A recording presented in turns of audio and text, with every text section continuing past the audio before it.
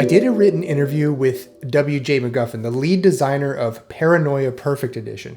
The game is on Kickstarter at the time of this recording. In the interview, we talked about the history and evolution of the game Paranoia, which originally came out in 1984 and has since been through 5 or 6 editions, depending on how you count them. This latest edition has some really modern game design like fast combat, as well as really sharp artwork and fun extras like custom dice and cards. My full interview with Mr. McGuffin is published through my newsletter, and there's a link to the interview below. In this video, I just wanted to go over a few highlights from the interview I thought were really interesting. You die a lot in Paranoia, and it's your party members who kill you.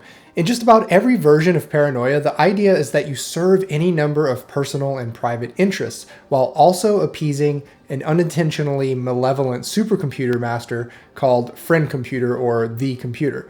But the way the game works is that you're usually scheming against at least one other PC in your group, and this often leads to getting them killed. I'm not sure about previous versions of Paranoia, but in this latest edition, each player starts with 5 clones, and their deaths are supposed to be hilarious in one way or another.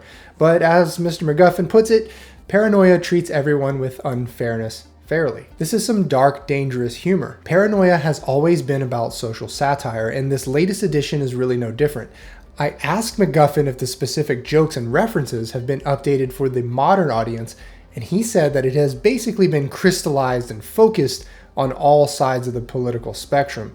That's a really interesting notion to me because, at least in the States right now, people have become pretty polarized in their political opinions and their social values.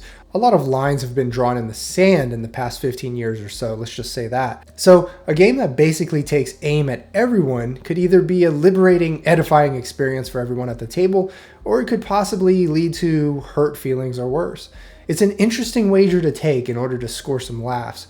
Just know who you're playing with before jumping into this one. How to play the computer. There's this one NPC that will show up in virtually every session, and that's the computer. So I asked McGuffin for some tips on how to play the computer, and I got some good answers. First, it never really gets mad. It's always speaking as if everyone's a child and only it knows best, and it has infinite patience, at least in its voice and mood. As far as its perception of the rules and how society is supposed to be administered, it's utterly ruthless. But ruthless with a smile, which is one of the big appeals of playing this game, I think. A happy, deadly computer is just endless sci-fi comedy, if you can nail the tone and everyone's in the right mood, of course. So anyway, the full interview is released through my newsletter and free to read at any time from the link below. I've also left a link to the Paranoia Perfect Edition Kickstarter page. I'll admit, I'm a latecomer to the Paranoia party, but this edition feels like the perfect time to jump in. The game has gone through a lot of iterations and growth over the decades, and it really does feel like this is the best one yet. But we'll see. Anyways, thanks for watching and reading. See ya.